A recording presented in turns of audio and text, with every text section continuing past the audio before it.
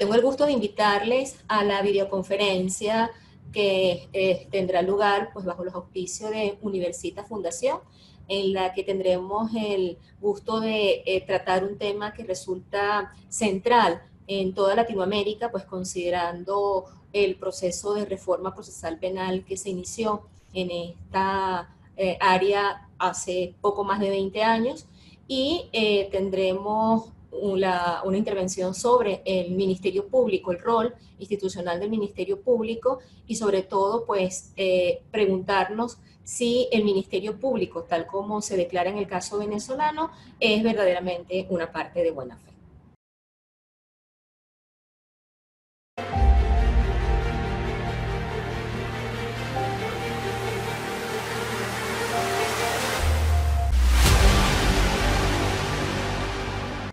Feliz noche, feliz tarde. Les habla Ángel Pérez Almario, coordinador académico Universitas Fundación. Le damos la más cordial bienvenida al espacio miércoles de videoconferencia. Estamos transmitiendo en vivo a través de la fanpage de Facebook Live de Universitas y utilizando la aplicación Zoom como aula virtual.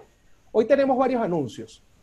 Entre ellos, con ocasión a la satisfacción de las expectativas académicas y esa pasión por enriquecer cada día más el foro iberoamericano en el área del derecho penal, deseamos comunicarles que las instituciones involucradas, atendiendo a la inmensidad de requerimientos, decidieron extender este homenaje incorporando más de los mejores penalistas. En los próximos días estaremos informando sobre los nuevos ponentes y temáticas. En segundo aspecto, queremos expresar nuestra alegría y agradecimiento a la Academia de Ciencias Políticas y Sociales por la decisión asertiva de otorgar el auspicio institucional al proyecto académico denominado Aula Virtual Cátedra Jorge Rosell.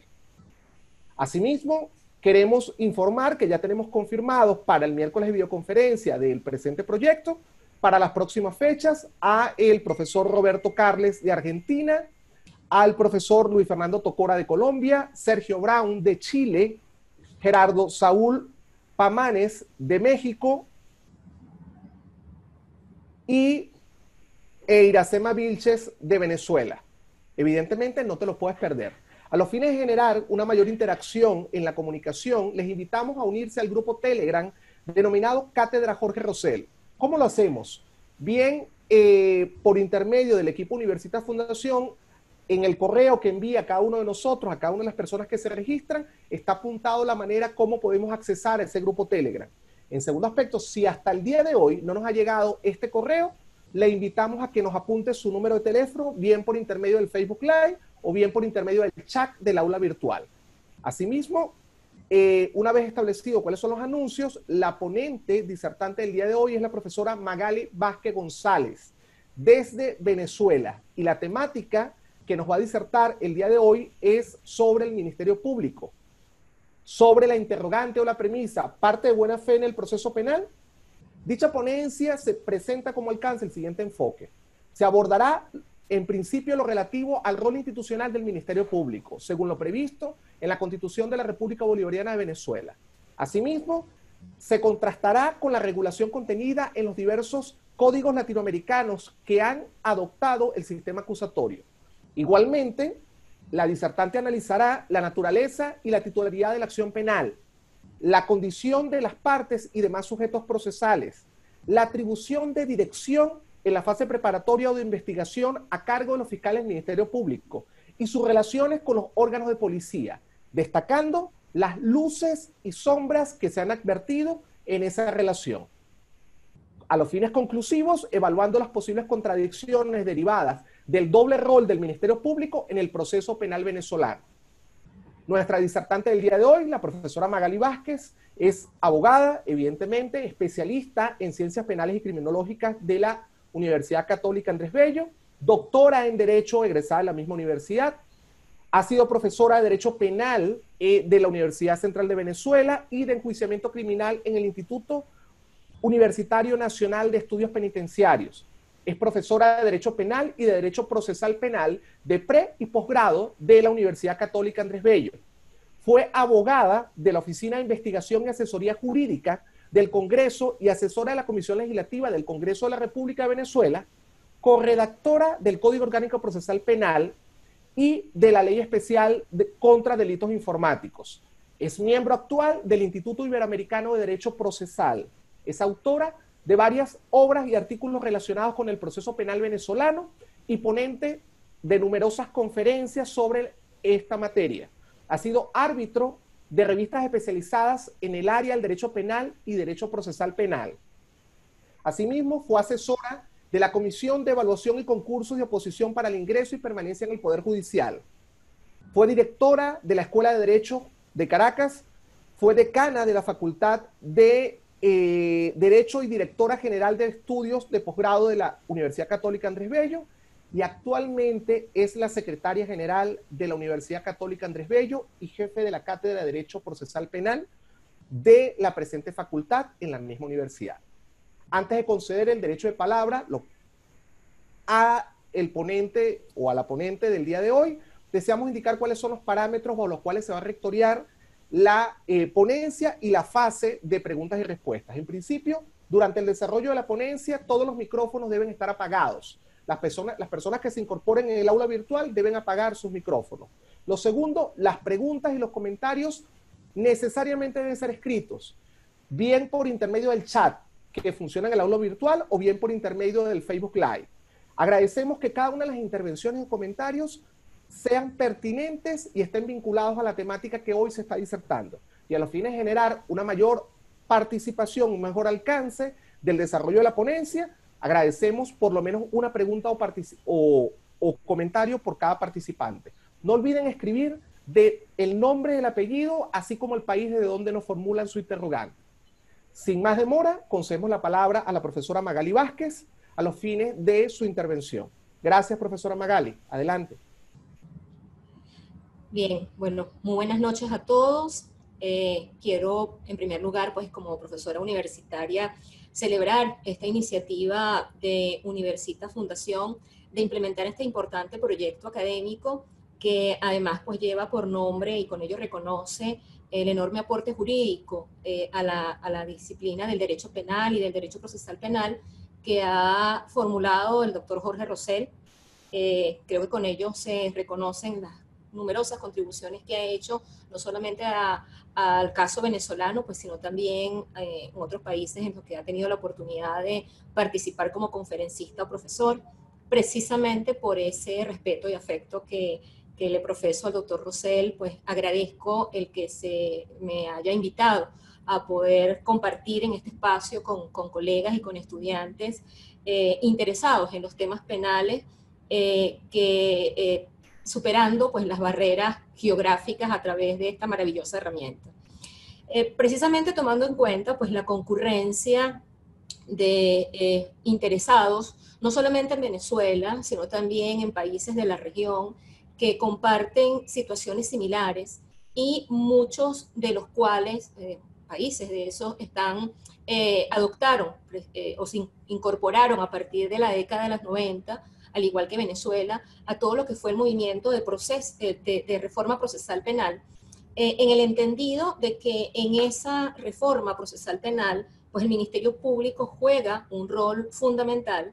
Pues escogimos precisamente esta temática que nos permitirá un poco, bueno, compartir experiencias, por supuesto, privilegiando pues por razones obvias la situación venezolana, quiero decir, particularmente haciendo referencia a cómo funciona, a cómo, no solo a la ubicación institucional, sino a cómo se desarrolla el rol del Ministerio Público en nuestro proceso penal, pero pues con algunas comparaciones relacionadas con el funcionamiento también de la figura en algunos países, como decía anteriormente, de la región. Para ello, pues vamos a apoyarnos en y también para organizarnos por razones de tiempo, vamos a tratar de seguir el esquema que hemos planteado en la siguiente presentación, y que a través del cual se pretende dar respuesta a la pregunta que formulamos en el sentido de si el Ministerio Público efectivamente en el proceso penal cumple el rol de parte de buena fe. Vamos a iniciar, digamos, esta conversación haciendo algunas referencias más desde la óptica del derecho internacional de los derechos humanos, ¿no? en el cual pues obviamente se ha debatido mucho y es mucho lo que se ha producido en torno al tema de la independencia del Ministerio Público. Generalmente cuando hablamos de independencia se suele pensar que la independencia es un atributo exclusivo de la jurisdicción, es decir, que solamente los jueces deben ser independientes. Sin embargo, y como tenemos en la cita con la cual nos apoyamos, ya en el año 1997, Fernando Cruz Castro en Costa Rica recordaba que desde el año 1986 el Instituto Interamericano de Derechos Humanos ya señalaba la conveniencia de que el Ministerio Público se encontrara bajo la esfera del Poder Ejecutivo, pues este podría, y lo decía textualmente, intervenir en el proceso penal evitando el juzgamiento imparcial, ¿no? En la misma línea, pues la Comisión Interamericana de Derechos Humanos, en el informe sobre la situación de las defensoras y defensores de derechos humanos en las Américas del año 2011, indicaba que la relación de dependencia que pueden tener las fiscalías respecto de otros órganos podría tener un impacto sobre su actuación independiente, tanto en la efectividad e impulso de la investigación como en las implicaciones que tengan el debido proceso. Estas consideraciones las hacía la Comisión Interamericana de Derechos Humanos en este informe, específicamente en la parte que dedicaba a los operadores de justicia. En la misma línea, la Corte Interamericana de Derechos Humanos, en diferentes fallos, ha ratificado pues, que uno de los propósitos de la separación de poderes es precisamente garantizar la independencia de los órganos del sistema de justicia. Y en este caso, pues, hacemos énfasis en esa afirmación precisamente porque, como acontece en el caso venezolano, el Ministerio Público en Venezuela pues, es considerado a nivel constitucional como integrante del sistema de justicia. No forma parte del Poder Judicial, como tendremos oportunidad de comentar de seguidas, pero sí es un órgano del sistema de justicia. Aquí tenemos algunos fallos en orden cronológico que ha dictado la Corte Interamericana de Derechos Humanos, precisamente en los que se ha insistido en esa temática.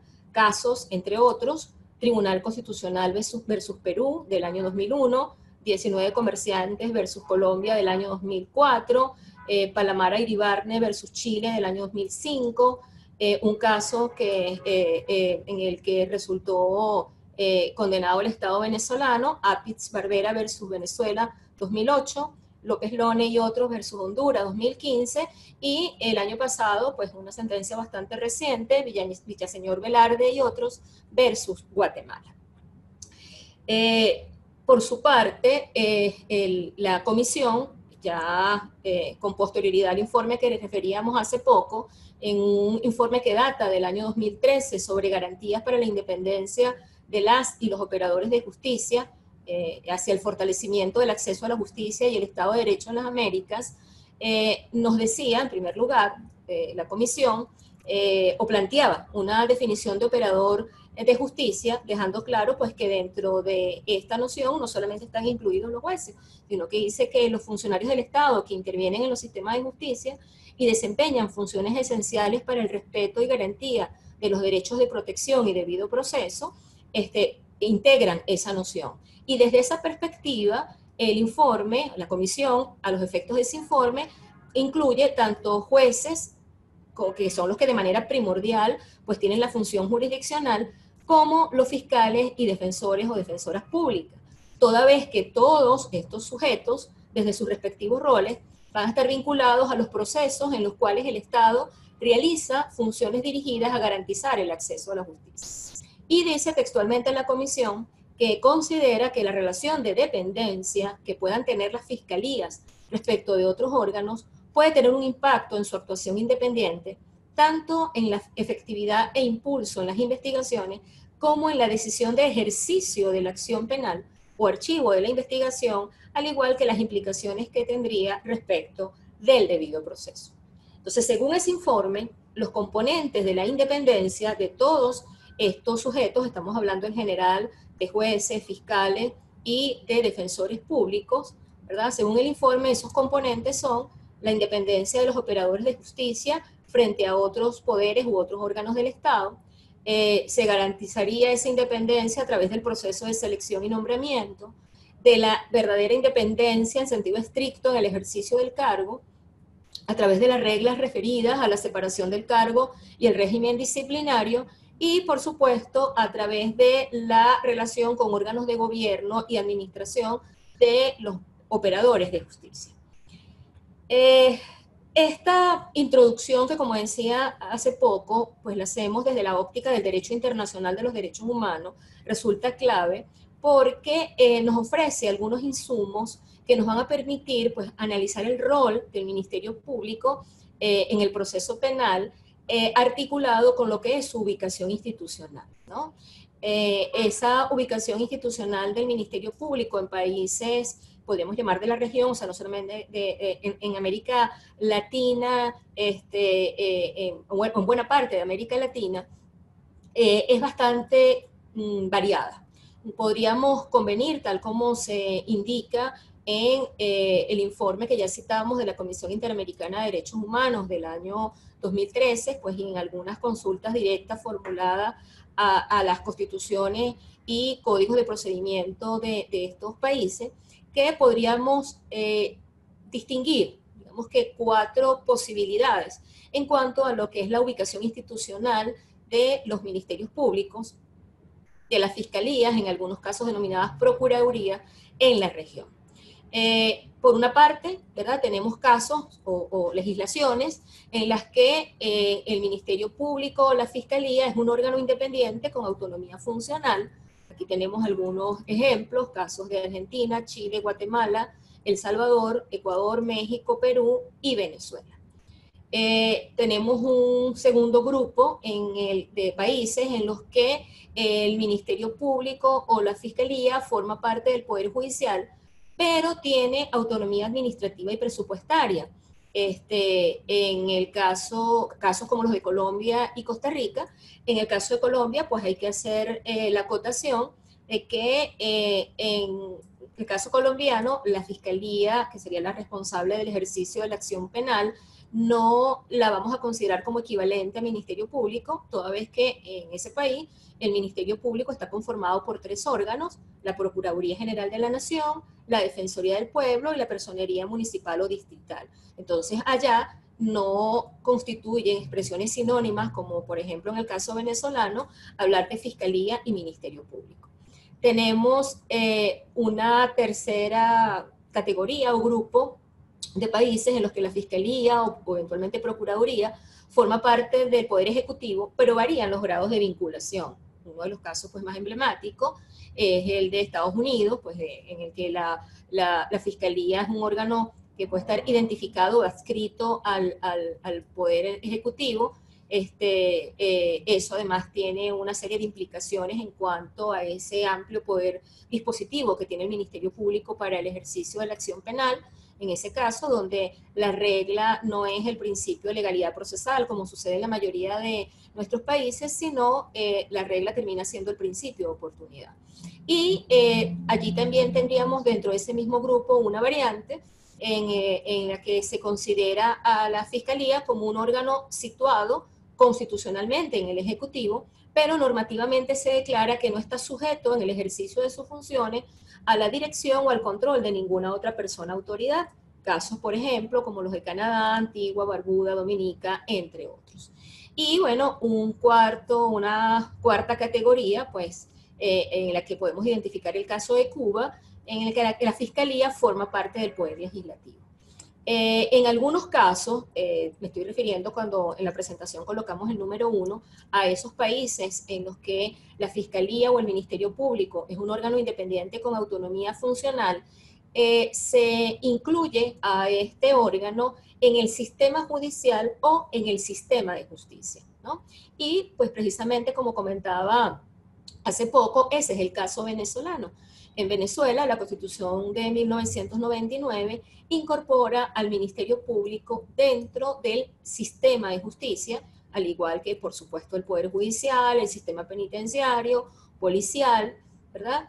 Y adicionalmente, como comentaremos de seguidas, lo hace integrante de uno de los nuevos poderes del Estado que se incorporaron a partir de la reforma constitucional de 1999. En el caso venezolano, y bueno, hago la precisión porque entiendo pues que afortunadamente nos acompañan participantes de otros países que no tienen necesariamente por qué estar al tanto de la regulación constitucional de Venezuela.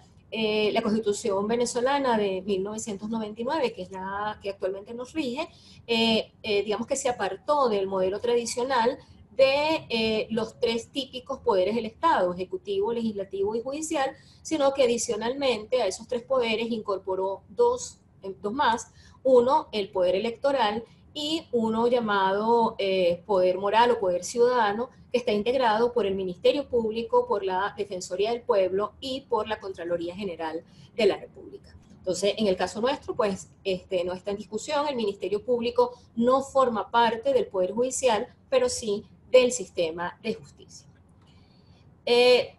Precisamente esa ubicación institucional y por supuesto también esa circunstancia de formar o no parte del sistema de justicia es lo medular en orden a determinar pues el rol que el Ministerio Público va a cumplir en el proceso penal. Los fiscales o los miembros del Ministerio Público pues van a tener un rol, como decía al inicio, que resulta medular en el proceso penal y que va a tener algunas variantes según el sistema procesal que se haya adoptado. En el caso venezolano, por ejemplo, a partir de la adopción del modelo del sistema acusatorio con el Código Orgánico Procesal Penal aprobado el 23 de enero del año 1998, cambió drásticamente el rol del Ministerio Público.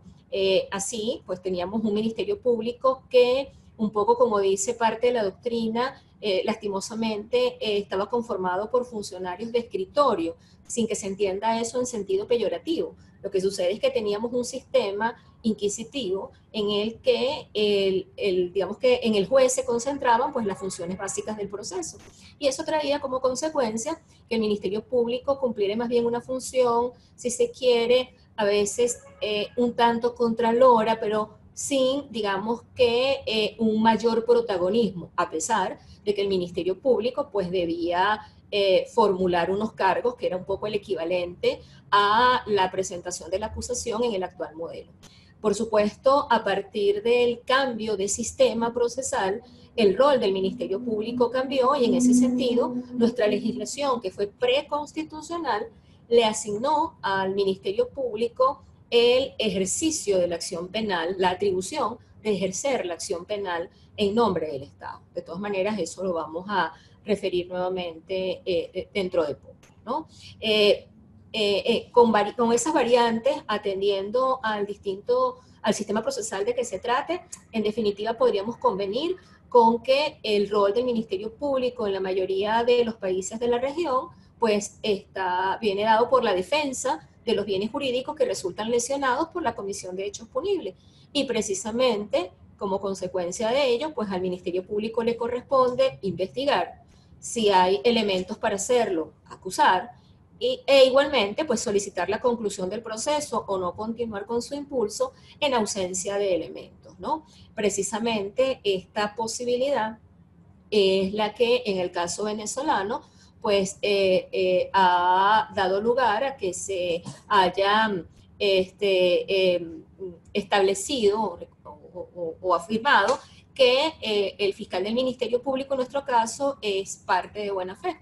Parte de buena fe porque, como vamos a comentar dentro de poco, no solamente está en la obligación de ejercer la acción penal o de acusar, podríamos decir, a ultranza, sino que el fiscal está en la obligación normativamente de investigar tanto lo que incrimine al imputado pues como lo que le favorezca.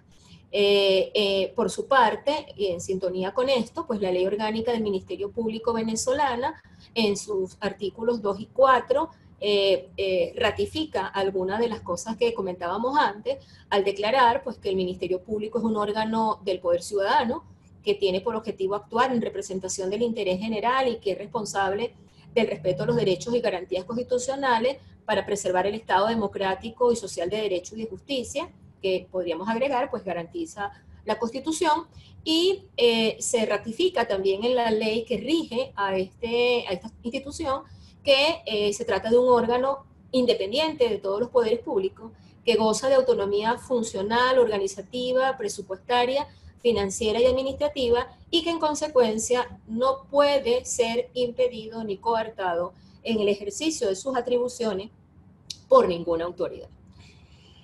Entonces, partiendo de esto, ¿verdad? Y como decíamos hace poco, en el entendido de que a partir de el cambio del sistema procesal en Venezuela, obviamente se separaron las funciones básicas del proceso, confiando la labor de investigar y eventualmente acusar a un sujeto procesal distinto a aquel que debe decidir sobre el fondo, que es el juez, ¿verdad? Quien en ese modelo, por lo menos a nivel de derecho positivo, ¿verdad? Porque, bueno, lastimosamente en algunos casos vemos una distorsión entre lo que dice la norma y lo que acontece en la práctica, pues el juez aparece como un árbitro o como un tercero imparcial.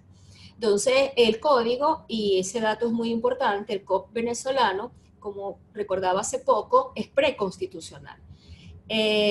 Nuestro código entró en vigencia plena a partir del 1 de julio del año 1999 y el 30 de diciembre de ese mismo año se aprobó una nueva constitución que respecto del proceso penal yo diría que le dio una gran fortaleza porque la constitución vigente constitucionalizó una serie de principios contemplados en el Código Orgánico Procesal Penal. Entonces el COP establecía pues que la acción penal pertenece al Estado y que la debe ejercer el Ministerio Público, y eso lo ratificó el texto constitucional en el artículo 285, numeral cuarto, al contemplar entre las atribuciones del Ministerio Público que a este órgano corresponde ejercer en nombre del Estado la acción penal por delitos de acción pública. O no lo dice expresamente en esos términos, sino por delitos para los cuales no se requiera la instancia de parte. Eso nos lleva pues a recordar una discusión que ha estado siempre muy vigente en la doctrina acerca de la naturaleza de la acción penal. En el sentido de si podríamos hablar de una acción privada. Entonces, frente a ello, pues digamos que la doctrina mayoritaria se ha inclinado por señalar que la acción penal es pública, y es pública porque el titular de la acción es el Estado.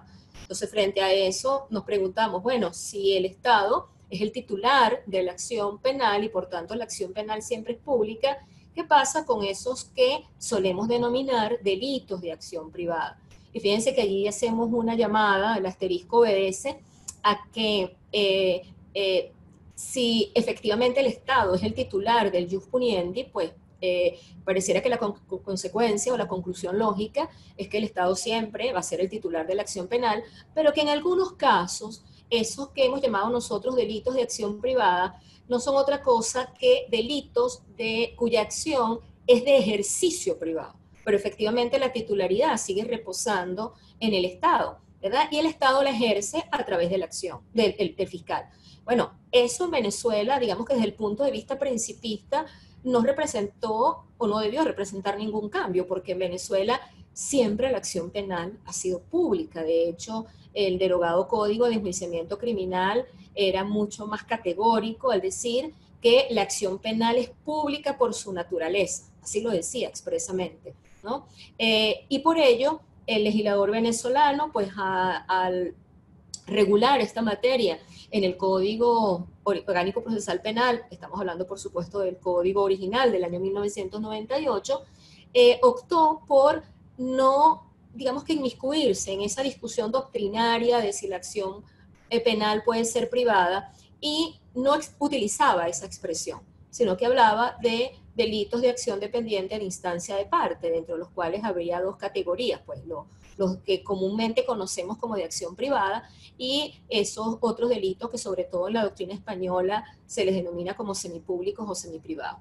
En sucesivas reformas que ha sufrido el código, porque bueno, nuestro código al día de hoy ha sido sujeto de 6 reformas, alguna de esas cosas cambiaron, en algunos casos creo que por desconocimiento de lo que motivó la concepción original, y hoy día nos conseguimos con algunas disposiciones del Código Orgánico Procesal Penal que hablan llanamente de delitos de acción privada.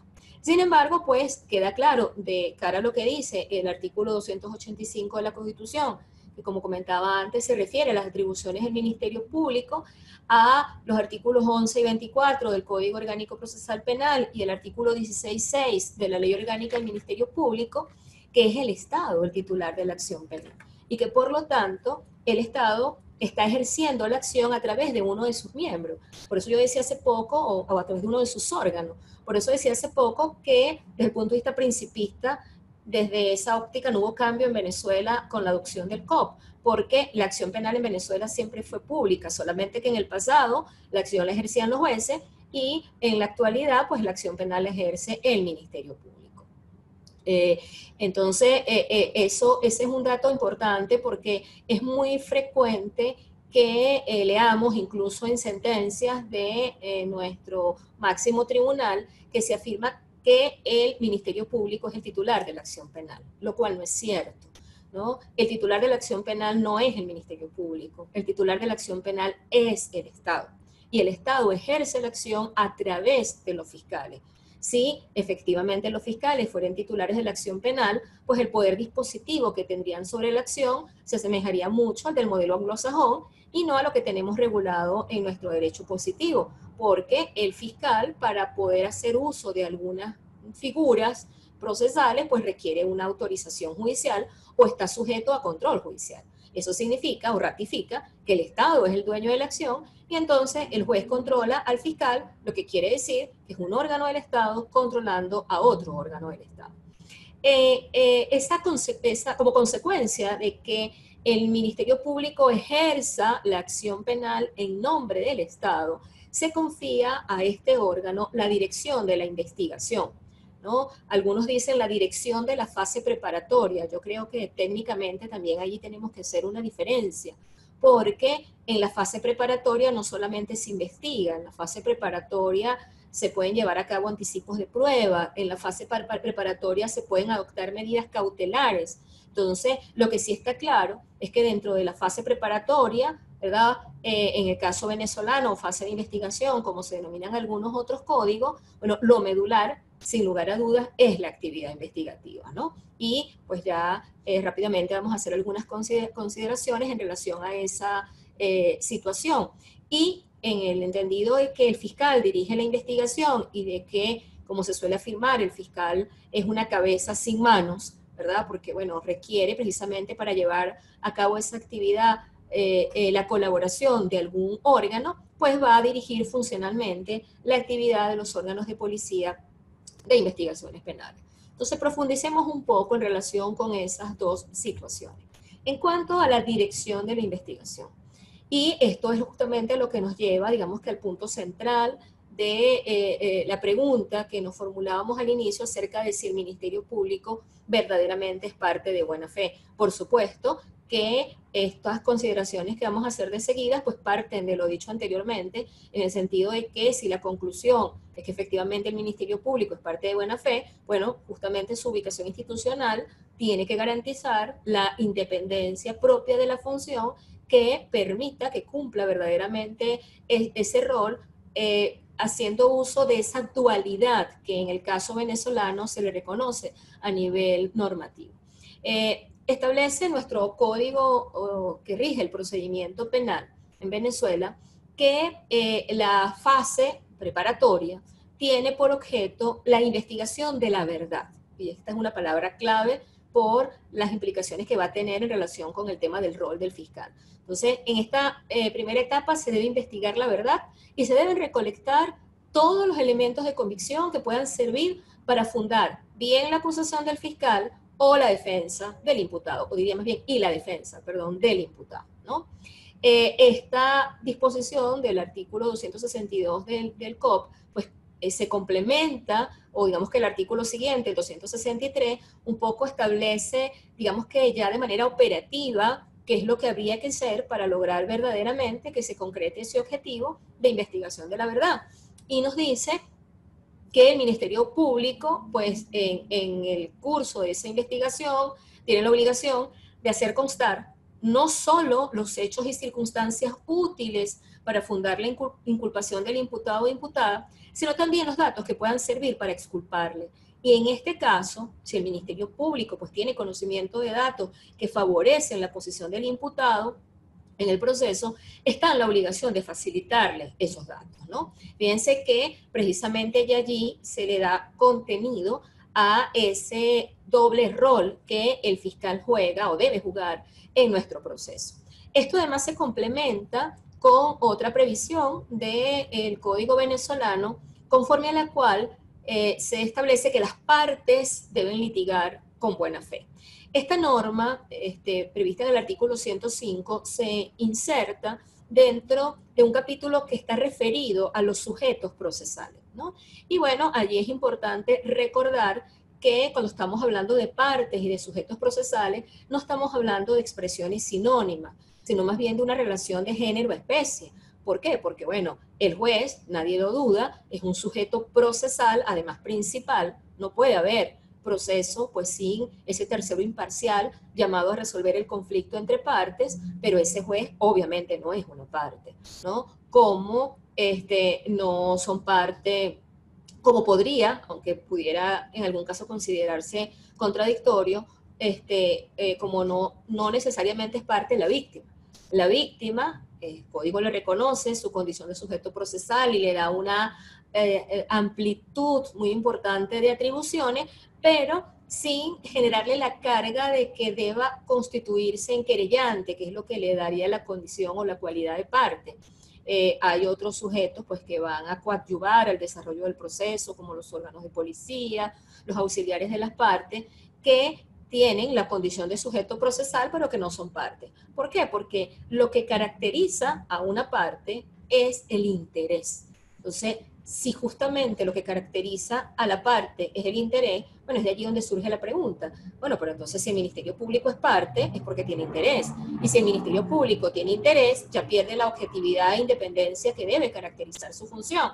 Pero ¿cómo queda esto de cara a la norma que nos dice que el Ministerio Público no solo tiene la obligación de investigar lo que incrimina, sino también lo que favorece al imputado, ¿no? Entonces, ¿cómo podríamos resolver esto? Bueno, sencillamente lo podríamos resolver partiendo de la premisa de que efectivamente el Ministerio Público, ¿verdad? Tiene interés, pero no es un interés como el que tendría la víctima, en el sentido de un interés personal, sino que es un interés institucional como órgano del Estado llamado a ejercer la acción penal.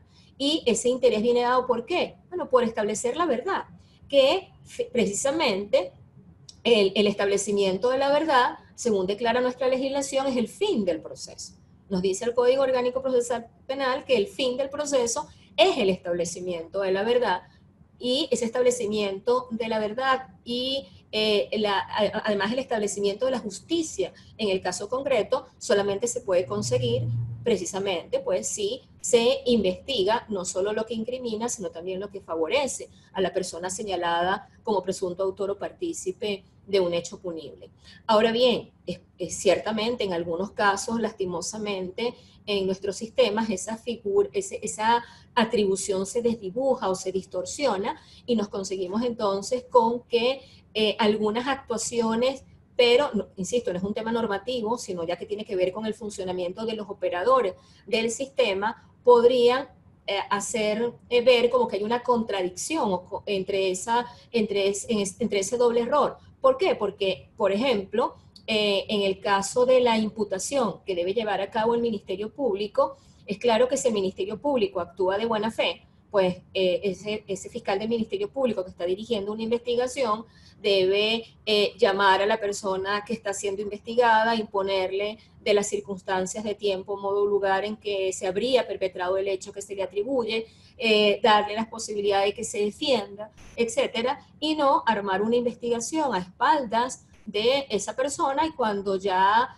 se dispone de elementos suficientes, a lo mejor se le tomó declaración en calidad de testigo y ahora que ya hay elementos suficientes, pues lo llamamos para imputarlo. Es decir, para realizar un acto formal en el que se le dice a esa persona que está siendo investigada por la presunta comisión de un delito. Si el Ministerio Público actuara de esa manera, indudablemente que se estaría apartando de su rol de parte de buena fe. Acabo de decir que, según nuestra legislación, el fin del proceso es el establecimiento de la verdad. Y eso tiene una estrecha relación con el tema de las medidas cautelares. ¿Quién puede solicitar en Venezuela la imposición de una medida cautelar al imputado por delitos de acción pública? Pues obviamente el fiscal del Ministerio Público es el que tiene la legitimación para hacerlo. Y en ese sentido, y por eso creo que es muy importante recordar el contenido de nuestro artículo 105 del COP, esa misma norma que nos dice que las partes deben litigar con buena fe, evitando planteamientos meramente dilatorios, ¿verdad?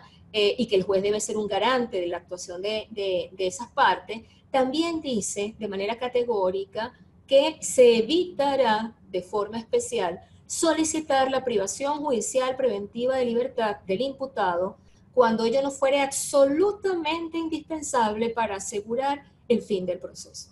O sea, ¿qué es lo que nos quiere decir la norma entonces con esto? Que si un fiscal del Ministerio Público solicita una medida cautelar, independientemente de que fuere privativa o no de libertad, pero solicita una medida cautelar, sin que esa medida cautelar no sea absolutamente indispensable para asegurar el fin del proceso, que no es otro que el establecimiento de la verdad, pues ese fiscal del Ministerio Público no estaría actuando de buena fe, ¿no? Lo mismo puede decirse en relación con el uso de lo que nuestro código llama alternativas a la prosecución del proceso, previsto en algunas legislaciones como fórmulas de conclusión anticipada o de solución anticipada del proceso, ¿verdad? Una de las cuales es la aplicación de un criterio de oportunidad. El código parte de la premisa, y fíjense que nuevamente allí se verifica ese tema de los controles a que me refería anteriormente, que reitera que la titularidad de la acción penal le corresponde es al Estado y no al fiscal del Ministerio Público, porque si el fiscal, después de haber realizado una investigación, estima que dispone de elementos suficientes para acusar a una persona, pero que se trata de lo que se suele conocer en doctrina como delitos de bagatela o delitos de escasa monta, se trata de algunos de los supuestos que taxativamente prevé la ley como casos que dan lugar a la aplicación de un criterio de oportunidad. Ese fiscal no puede decidir unilateralmente prescindir del ejercicio de la acción, sino que tiene que pedirle autorización al juez para que el juez le autorice para no acusar. Luego, si el juez no le autoriza, al fiscal no le queda otra alternativa que presentar la acusación.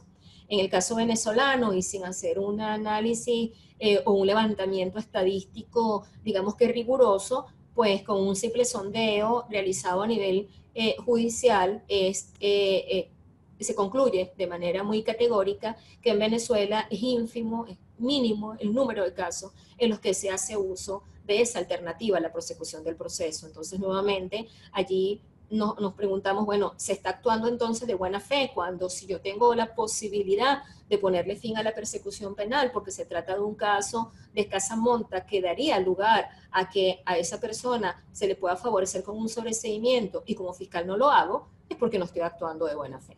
Y lo mismo podríamos decir si nos vamos a la materia recursiva, ejercer un recurso, pues sencillamente por el solo hecho de interponerlo o porque a pesar de que el resultado del proceso pues no se corresponda con la pretensión del fiscal, haya una línea institucional de recurrir. Son situaciones que ponen seriamente en entredicho ese rol de parte de buena fe que la ley le confía a este sujeto procesal.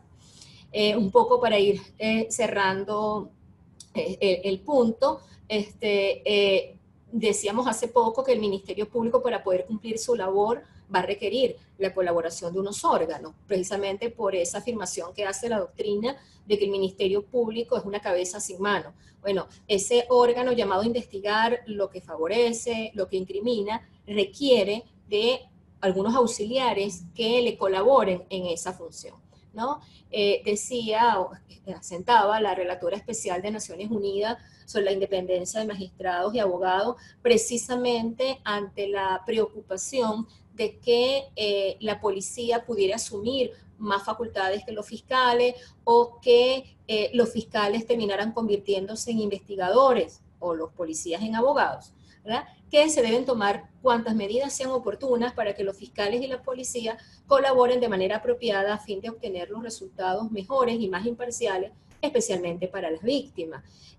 ¿Por qué es importante rescatar esta afirmación? Bueno, ha sido una constante en la región, sobre todo en los primeros tiempos de vigencia de los códigos que adoptaron el modelo acusatorio, que efectivamente las relaciones entre Ministerio Público y policía, pues lastimosamente no fueron armónicas, ¿no? A eso no escapó la situación venezolana y sobre ello, pues es mucho lo que ha producido la doctrina al respecto. Yo aquí rescato algunas cosas que se sostiene en la publicación sobre estándares internacionales, sobre la autonomía de los fiscales y la fiscalía, que es una publicación realizada por diferentes instituciones en México hace poco menos de 3 años, que el trabajo y la relación entre el Ministerio Público y la policía tiene que ser complementaria y no de reemplazo o competencia, ya que el primero tiene las habilidades técnico-jurídicas para realizar todo un proceso de trabajo en el cual se determine que un caso es investigable, factible de un juicio, de una solución alternativa o terminación o salida anticipada, mientras que la segunda, ¿verdad? Es la encargada de la investigación propiamente dicha y la que tiene un contacto más directo con la población. Para que ambos, Ministerio Público y Policía, puedan realizar su trabajo de forma adecuada o eficiente, diríamos, eficaz, es necesario que exista una política institucional definida y clara. Fíjense que de esa afirmación que se hace en esta publicación relativa a los estándares internacionales en la materia, palabras más, palabras menos, se hace uso también o se establece una diferencia que nos planteaba Norbert Lessing, que además, bueno, fue una persona que por la posición que ocupaba en ese momento en la fundación, con la Fundación Konrad Adenauer, tuvo un rol muy importante en todo lo que fue el proceso de reforma procesal penal en Venezuela. Y nos dice Lessing que en un proceso penal como el que nosotros tenemos, pues el Ministerio Público se convierte en el dueño de la investigación jurídica, mientras que la policía es el dueño de la investigación criminalística. Claro, el fiscal no le va a decir a la policía cómo desde el punto de vista técnico debe colectar una evidencia, etcétera, etcétera, pero tampoco la policía puede ser el trabajo del Ministerio Público. Y por eso suele afirmar la doctrina, pues que aquí lo importante es que ambos órganos entiendan que están jugando para el mismo equipo. O sea, que el Ministerio Público debe estar del lado de la ley y que, como hemos venido señalando, pues el Ministerio Público, justamente en su condición de parte de buena fe, ¿verdad? Y de órgano llamado a buscar la verdad, lo cual se va a concretar fundamentalmente a partir de la investigación que va a realizar conjuntamente con los órganos de policía, pues debe estar interesado en la condena del culpable o en la absolución del inocente. Y por su parte, pues la policía, el Ministerio Público también debe asumir que sin el trabajo de la policía, pues la actividad que realice no va a tener ninguna, o podría estar comprometida de cara a los efectos que se aspira tengan en el proceso penal.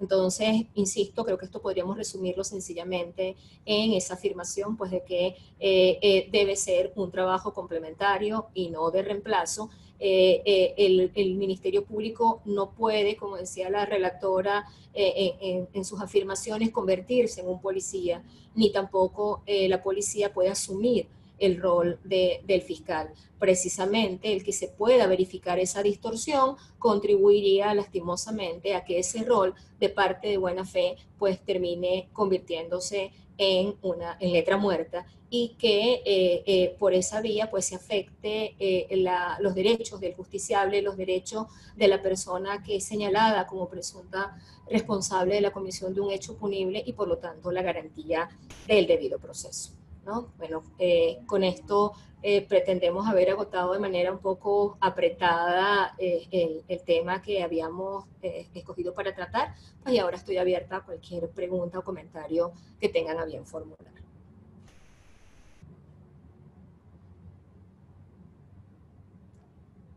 Bueno, profesora, Muchísimas gracias por su interesante intervención. Lo primero que vemos es que estuvo bastante. Tenemos algunas interrogantes generadas por intermedio de Facebook, generadas por intermedio del chat del aula virtual. En principio, Teresa Linares, por Facebook, desde Argentina, nos indica lo siguiente. Sabemos que doctrinariamente el Ministerio Público es un sujeto de buena fe en el proceso, pero ahora, según su criterio personal, doctora Magali Vázquez, esto es posible cuando su función principal es destruir la presunción de inocencia que protege al imputado para lograr su condenatoria. ¿Su opinión, profesora? Bueno, lo que pasa es que yo creo que conforme a la legislación venezolana, la función del fiscal no es necesariamente la destrucción de la presunción de inocencia. Precisamente por eso decía que nuestra legislación establece que la investigación que realiza el Ministerio Público, enmarcada en la fase preparatoria, tiene por finalidad la búsqueda de la verdad. Y la verdad puede ser que la persona investigada cometió el delito, pero la verdad puede ser que no es el responsable. Entonces, precisamente, eso es lo que permite que el fiscal del Ministerio Público tenga, si dispone de elementos suficientes, la obligación de acusar. Pero nuestra legislación también permite que el fiscal, si no dispone de esos elementos, pueda acordar o decretar un archivo, ¿verdad? O pueda incluso solicitar un sobreseimiento y ponerle término a la persecución penal. Es más, yo creo que podríamos seguir invocando ejemplos, por lo menos a nivel de la norma, que ratifican esa posición de parte de buena fe. Repito, desde el punto de vista normativo. A veces, pues, en la práctica nos encontramos con otras cosas. Pero, fíjense, incluso en la fase de juicio, al término de la fase de juicio, un fiscal que presentó una acusación y estima que la acusación o los fundamentos de su acusación quedaron desvirtuados durante el desarrollo del debate, está en la obligación de solicitar la absolución. O sea, precisamente por su carácter de parte de buena fe. Por eso es importante marcar diferencias con el rol que tiene el fiscal en modelos como el anglosajón. Nosotros no nos imaginamos a un fiscal en Estados Unidos, por ejemplo, solicitando la absolución de la persona que la acusó, ¿no? Y si vamos un poquito más allá y llegamos a la última fase del proceso penal, en la etapa de ejecución, el Código venezolano contempla que el Ministerio Público está legitimado para interponer el recurso de revisión penal. Ese recurso de revisión penal en Venezuela solamente puede ir a favor del condenado, o sea, nunca en su perjuicio. Entonces, fíjense, incluso puede ser un fiscal que, bueno, el Ministerio Público ejerció la acción y la persona fue condenada, pero posteriormente, en fase de ejecución, se determina que hay una causal de revisión y se posibilita que el fiscal del Ministerio Público pueda, en su rol de parte de buena fe, ¿verdad?, pedir esa revisión que va a ser a favor del penado. Gracias, profesora. De seguidas, Milagros Paladino, venezolana en Chile, lo primero que indica es felicitaciones a la profesora Magali Vázquez. Consideramos que ha sido la mejor temática de este ciclo. Según el numeral 7 del artículo 111 del Código Orgánico Procesal Penal, le corresponde al Ministerio Público solicitar cuando corresponda el sobreseimiento de la causa o la absolución del imputado. Ahora bien, a pesar de esta solicitud, el juez podría hacerle caso omiso y condenar al imputado o acusado. ¿Su opinión, profesora? Bien, bueno, en primer lugar, bueno, muchísimas gracias por el comentario. En segundo lugar, en relación ya propiamente con la pregunta, fíjense, si el titular de la acción es el Estado, y eso se relaciona con lo que comentaba antes, no es el Ministerio Público el dueño de la acción, sino que es el Estado el dueño de la acción. Si el fiscal, al término del debate, considera que no hay elemento para condenar y solicita la absolución, por ejemplo, además de que pudo haber presentado como acto conclusivo el sobreseimiento, pudiera ser que solicite el sobreseimiento en juicio, lo cual es mucho más cuesta arriba, porque los supuestos que establece nuestra legislación para que ello se dé son muy taxativos. Pero pensemos en la situación más límite, que pida la absolución. Como es el Estado el titular de la acción penal, si el juez considera que el resultado del debate arroja que quedó desvirtuada la presunción de inocencia del acusado y que por lo tanto la sentencia debe ser condenatoria, el juez podría apartarse de esa solicitud fiscal. Fíjense, eso ratifica algo muy importante, que es de principio. Lo que pasa es que un poco desarrollar eso, bueno, implicaría prácticamente otra conferencia, que tiene que ver con el carácter acusatorio formal del sistema venezolano. O sea, primero que en ninguna parte vamos a conseguirlo con un sistema totalmente puro, ¿no? Un sistema procesal puro. Pero es que en Venezuela, además, tenemos un sistema en el que el fiscal, como decía en mi intervención, no tiene ese poder dispositivo sobre la acción penal que tiene el fiscal, por ejemplo, en el sistema anglosajón, porque en nuestro caso la regla es el principio de legalidad procesal. Entonces, en resumen, pues el juez podría apartarse de esa solicitud del Ministerio Público. Gracias, profesora Magali. Siguiente pregunta, nos indica Iván Fernández por Facebook, venezolano radicado en México. Gracias a Universitas Fundación, Colegio de Abogados, Instituto de Estudios Jurídicos del Estado Lara, por escucharnos al extender este proyecto académico e incorporar más distinguidos penalistas. El artículo 205 del Código Penal contempla como delito el que funcionarios públicos publiquen documentos o hechos que deban mantener en secreto. No es función del Ministerio Público iniciar averiguaciones cuando los funcionarios policiales revelen públicamente resultas de las pesquisas realizadas en la fase preparatoria, cuando éstas deben ser reservadas. Indudablemente que sí, porque además se trata de delitos de acción pública y siendo que el fiscal es el responsable, el dueño de la investigación, no de la acción, ¿verdad? Si funcionarios policiales que se supone que funcionalmente están supeditados al fiscal en esa actividad revelan información, pues el fiscal debería ordenar el inicio de la investigación respectiva. Claro, aquí fíjense los inconvenientes, a lo mejor interpretativos, yo aquí presumiendo la buena fe, que se pueden haber generado como consecuencia de las reformas que se le han hecho al Código Orgánico Procesal Penal. Si nosotros ubicamos la versión original del COP del año 1998, dentro de las reglas de actuación de la policía, se decía expresamente que la policía no podía ofrecer información relacionada con la investigación. O sea que eso solamente lo podía hacer el fiscal del Ministerio Público. Claro, porque el fiscal del Ministerio Público es el que estaría en condiciones de saber qué cosas puede informar y cuáles no, precisamente para garantizar la reserva de la investigación, a la cual únicamente deben tener acceso las partes, incluida la víctima, a pesar de que no se haya querellado. Por lo tanto, en casos como este, pues el fiscal no tiene que esperar ni siquiera que alguien interponga una denuncia, ni mucho menos, sino que debería iniciar de oficio la respectiva investigación en relación con los funcionarios que incumplan con ese deber de reserva. Gracias, profesora. Siguiente pregunta. Nos indica Marlene de Nelo de Venezuela, perdón, venezolana en Colombia, desde Facebook. Un gran saludo a la profesora Magali. Mi pregunta sería la siguiente. ¿Están preparados ambos órganos, el Ministerio Público y órganos de policía como auxiliares, para actuar correctamente, coordinadamente y de manera profesional, ajustados a derecho en situaciones de flagrancia? ¿Su opinión, profesora? Bueno, digamos que aquí si nosotros partimos de la premisa de que el rol de fiscal lo ocupan personas que efectivamente cumplen con los requisitos de ley e igualmente a nivel policial, pues uno tendría que decir que en principio sí, ¿no?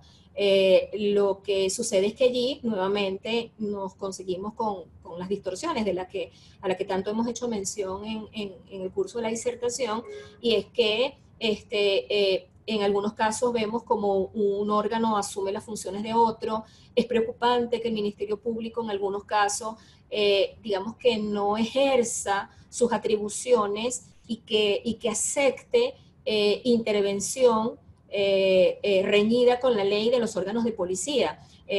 O sea, aquí hemos tenido casos, por ejemplo, en el que la policía es quien prácticamente califica como flagrante un determinado hecho y la persona es llevada ante una autoridad judicial para que se pronuncie sobre esa circunstancia, y el Ministerio Público pues ha sostenido que ese hecho no es que no es flagrante, es que ni siquiera es delito, ¿no? Entonces yo creo que allí el asunto es más personal que institucional y que normativo, ¿no? Pero, insisto, digamos que partiendo de la premisa de que los funcionarios de uno y otro órgano son designados conforme a los procedimientos establecidos en la ley, pues deberían tener la capacidad y la competencia para hacerlo.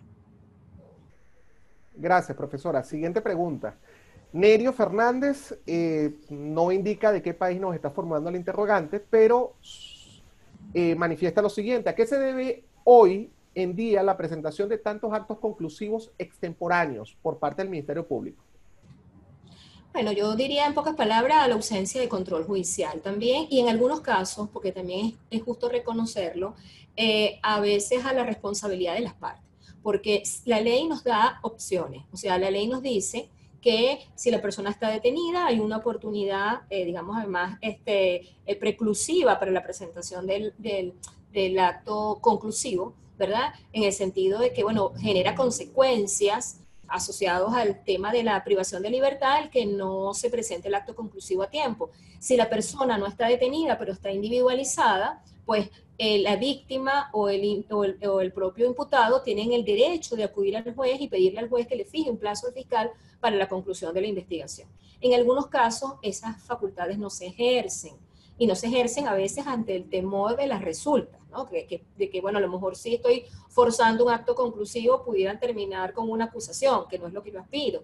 Y por otra parte, por la ausencia de control judicial, porque cuando las partes hacen uso de esas facultades y acuden al tribunal pidiendo la fijación del plazo, pues el juez, sobre todo en el caso venezolano, y fíjense que hay un dato interesante que hasta desde el punto de vista memotécnico resulta de mucha ayuda, y es que cuando en Venezuela nos planteábamos hasta la denominación que se le debía dar al juez, a este juez que interviene en la primera y segunda fase del proceso, nos preguntábamos si llamarlo juez de garantía, como se llaman otras legislaciones, o juez de control de la investigación, y al final se optó por la denominación juez de control. Juez de control, ¿por qué? Porque controla la actuación de las partes, y el Ministerio Público es parte, según lo que hemos tenido oportunidad de comentar. Gracias, profesora. Siguiente interrogante. Nos contacta la señorita María Rojas e indica lo siguiente: ¿hay correspondencia entre la cantidad de delitos imputados y la formación de nuevos fiscales del Ministerio Público en el país para la búsqueda de la verdad? ¿Su opinión, profesora? Bueno, aquí digamos que obviamente es una opinión porque, bueno, no dispongo de datos estadísticos y hace ya algún tiempo dejé de impartir clases en la escuela de fiscales, ¿no? Pero lo que he podido ver por mi rol de profesora a nivel de posgrado en diferentes universidades en las que he tenido el privilegio de tener como alumnos fiscales, es que lastimosamente pues el número de fiscales no se corresponde con la cantidad de casos que podrían asumir. Mejor dicho, pues hay una carencia, hay un déficit importante en el número de fiscales, y considerando pues la cantidad de delitos que se cometen y que se denuncian en nuestro medio, pues el número de casos que tiene que asumir un fiscal, aún si cumpliera o tratara de ajustarse a los lapsos y darles a todos la misma atención, pues excede notablemente su capacidad. Gracias, profesora. Siguiente interrogante, nos contacta la amiga Ana de Jiménez por intermedio de Facebook. En la práctica, ¿quién conduce y dirige la investigación penal? Y sobre esta base, cuando ello no se cumple, dirección, ¿qué medidas existen en la ley para lograr el control? Su opinión, bueno, allí profesor. es un tema, exacto, de práctica versus ley, ¿no? Formalmente debería ser el Ministerio Público. ¿Qué sucede? Que en muchos casos en la práctica no es el Ministerio Público el que conduce la investigación, sino que en algunos casos, y ahí viene el tema del cumplimiento de la función, verdaderamente de que el fiscal pues asuma el rol que constitucional y legalmente le ha sido atribuido, y dirija jurídicamente la investigación realizada. En algunos casos el fiscal pues se conforma con lo que le presenta la policía, y en algunos casos lastimosamente hemos visto como que una repetición de lo que se trató de sustituir con el Código Orgánico Procesal Penal. Y es que en el pasado pues se cuestionaba que el juez, que era el que según la ley debía instruir y excepcionalmente la policía, pues en la mayoría de los casos había dejado que la policía hiciera el trabajo. Entonces aquí efectivamente también en el caso venezolano, la realidad evidencia pues que en muchos casos es la policía quien asume esa responsabilidad. Acciones, bueno, es que aquí yo siempre he sostenido que el día que el Ministerio Público comience a ejercer las acciones que la ley le confía para hacer valer su rol en el proceso penal, las cosas cambiarían. Por supuesto, en el entendido de que haya jueces dispuestos a responder afirmativamente a esas acciones. Por citar un ejemplo, casos en los que una persona ha sido detenida sin que se den los extremos para que se considere el hecho como flagrante o para que incluso ese hecho no es delito. Casos en que las autoridades de policía se niegan a ejecutar una orden de libertad dictada por un tribunal. Bueno, aquí el Ministerio Público debería haber iniciado investigaciones a esas personas porque están incurriendo, a esos funcionarios policiales, porque están incurriendo en delito, en privación ilegítima de libertad, ¿no? Entonces, debería hacerlo el Ministerio Público. ¿Lo hace? No lo hace. Si lo hiciera, ¿verdad? Y contáramos con jueces autónomos, independientes e imparciales que efectivamente pudieran, ante cualquier solicitud fiscal, tramitarla o acceder al pedimento formulado, yo creo que la situación comenzaría a manejarse de otra manera. Gracias, profesora. Siguiente interrogante. Interviene el amigo Jesús Vergara de la Federación de Colegios de Abogados de Venezuela y profesor universitario. Lo primero que indica es extender la felicitación a la profesora Magali Vázquez por su excelente ponencia y establece lo siguiente: ¿cuál es su opinión cuando el fiscal, una vez culminado el debate oral y es absuelto por falta de plena prueba y ejerce el efecto suspensivo, se ha cuestionado su constitucionalidad y en muchos casos la mala fe del Ministerio Público? ¿Su opinión, profesora? Bueno, fíjense, un fiscal podría escudarse en que la ley le da esa atribución, que es más o menos similar a lo que sucede cuando pide una medida privativa de libertad porque el delito merece 10 años o más de pena en abstracto. Yo he sostenido que cuando se le otorga efecto suspensivo al recurso de apelación que presenta el fiscal del Ministerio Público, se está violentando el artículo 44 constitucional. La Constitución es muy clara y dice: dictada orden de excarcelación por la autoridad competente, esta se tiene que ejecutar de inmediato. ¿Quién es la autoridad competente? ¿Verdad? La autoridad competente es el juez. El juez es el que puede ordenar la detención de una persona, ¿verdad? Y es el que puede ordenar la libertad. Entonces, si un juez absuelve y la ley dice que dada la absolución se debe ejecutar, ordenar la libertad desde la propia sala de audiencia, ¿verdad? Y el fiscal se le da efecto suspensivo a ese recurso de apelación que presenta el fiscal, a mi modo de ver, se está quebrantando la norma constitucional. Y yo creo que, digamos que reconociendo que esta posibilidad la contempla la ley, pues el fiscal debería prevalecer aquí su rol precisamente de parte de buena fe. Si yo parte de buena fe coincido efectivamente con ese fallo y considero que la sentencia que se dictó es conforme a derecho porque las pruebas que yo ofrecí, mi acusación, quedaron desvirtuadas durante el debate, etcétera, ¿cuál es la razón entonces para que yo a ultranza interponga un recurso de apelación? Creo que allí, pues lastimosamente el fiscal se aparta de su rol de parte de buena fe. Gracias, profesora. Siguiente interrogante, Lorena Silva desde Venezuela, nos indica lo siguiente: ¿hasta dónde llega el ejercicio del criterio propio del fiscal del Ministerio Público para determinar si existen elementos de convicción suficientes para enjuiciar? ¿Su opinión? Bueno, fíjense, se supone que si el fiscal es el que ha dirigido la investigación, ese fiscal, por la formación que tiene, está en condiciones de haberse formado un criterio sobre si efectivamente el hecho se cometió y si esa persona lo realizó, ¿no? Aquí el problema se presentaría con las directrices o instrucciones, la doctrina que pueda haber sentado la institución y en ese sentido fijar una línea de actuación de los fiscales. Es algo que yo particularmente pues también he cuestionado. Yo creo que el fiscal tiene que tener precisamente en sintonía con lo que decíamos antes, la autonomía e independencia, ¿verdad? Para actuar conforme a las resultas de esa investigación que él dirigió.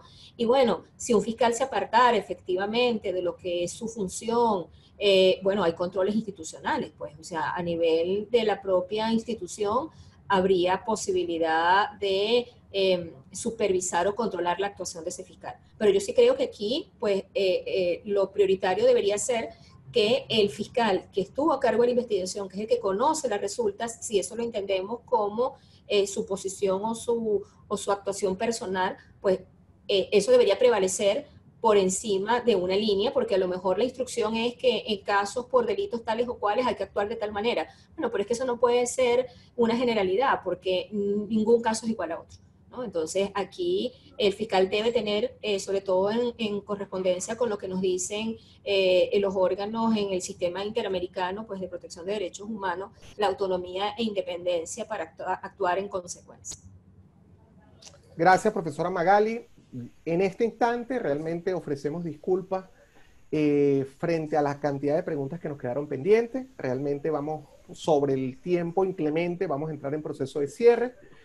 No sin antes de alguna manera manifestarle que creemos nosotros, en criterio particular, que se ha abierto una nueva brecha. Y es que resulta completamente apasionante lo correspondiente al rol del Ministerio Público, sobre todo en el proceso penal. ¿Cuáles son las próximas videoconferencias? En principio, tenemos ya confirmado para la próxima semana, 11 de marzo, al profesor Sergio Brown desde Chile. Tenemos al profesor Luis Fernando Tocora desde Colombia para el 18 de marzo, con la temática Discursos y Política en Materia de Drogas. Al profesor Roberto Carles de Argentina para el 25 de marzo, con la temática Actualidad y Desafíos del Garantismo Penal. Y por último, la profesora Iracema Vilches, cuya temática está orientada hacia el Estado de Derecho y derecho a recurrir para el 1 de abril del 2020. No queremos cerrar sin anunciar que el planteamiento que nos hicieron de manera recurrente respecto a las inquietudes y situaciones, problemas frente a la reciente reforma tributaria en el Estado venezolano en el año 2020, Universitas Fundación y la Asociación Venezolana de Derecho Tributario ha agrupado 13 de los mejores tributaristas de Venezuela y continúa con este proyecto. No debes perdértelo. Para profundizar esta información, puedes accesar por intermedio de nuestra página www.universitasfundacion.com. Para mayor información sobre las videoconferencias, realmente, y trascender en este proyecto académico, solicitamos su incorporación, bien por intermedio del grupo Telegram o bien por intermedio de nuestra página web, o simplemente envíanos un mensaje a nuestra fanpage de Facebook Live y serás contactado por el equipo de Universitas Fundación. No sin antes agradecer el honor de haber compartido académicamente con la profesora Magali Vázquez, realmente agradecer su participación valiosa en este proyecto académico y haber aceptado la invitación por parte de Universitas Fundación. Profesora, le concedo el micrófono para que realice su despedida. Bien, bueno, yo quiero manifestar, pues, por supuesto, mi satisfacción por haber podido interactuar con todos ustedes a través de esta plataforma. Creo que hay que insistir y reforzar, impulsar iniciativas como esta que permiten que la academia se mantenga presente. Y en ese sentido, pues, como lo decía al inicio, pues celebro la iniciativa de Universitas y bueno, y los invito a que sigan explorando opciones como esta. Lamento mucho el no poder responder en el momento pues todas las preguntas, porque entiendo por lo que informaba Ángel que efectivamente hay algunas preguntas que se quedaron en el tintero. Yo estoy totalmente abierta a la posibilidad, como lo planteaba la semana pasada el doctor Ferreira, de que bueno, si me pueden hacer llegar las preguntas, pues con todo gusto las podría responder. Al inicio en la presentación aparecía pues mi dirección de correo y desde Universitas, si me hacen llegar la información, gustosamente lo puedo contestar, igualmente a través del grupo de Telegram para quienes están incorporados a esa plataforma a la que los invito. Y bueno, por supuesto, en sintonía con el mantenimiento de esta actividad, bueno, invitarlos a que puedan escuchar. Yo también espero con mucho cariño la conferencia la semana próxima del doctor Sergio Brown, que bueno, estuvo mucho tiempo con nosotros aquí en Venezuela y ahora retornó a Chile y que nos acompañó en el proceso de redacción del Código Original de 1998, por lo que invito pues a que escuchemos al doctor Brown la semana próxima, seguidamente al profesor Tocora desde Colombia, a Roberto Carles desde Argentina y a la profesora Iracema Vilches, colega venezolana. Creo que el aporte de todos estos profesionales de la región pues nutre muchísimo esta actividad y eso es lo que se aspira con un proyecto como este. Y bueno, cierro agradeciendo algunos comentarios que tuve oportunidad de medio leer a través del chat de felicitación y bueno, con la mayor disposición a poder seguir compartiendo con todos ustedes. Gracias, profesora Magali.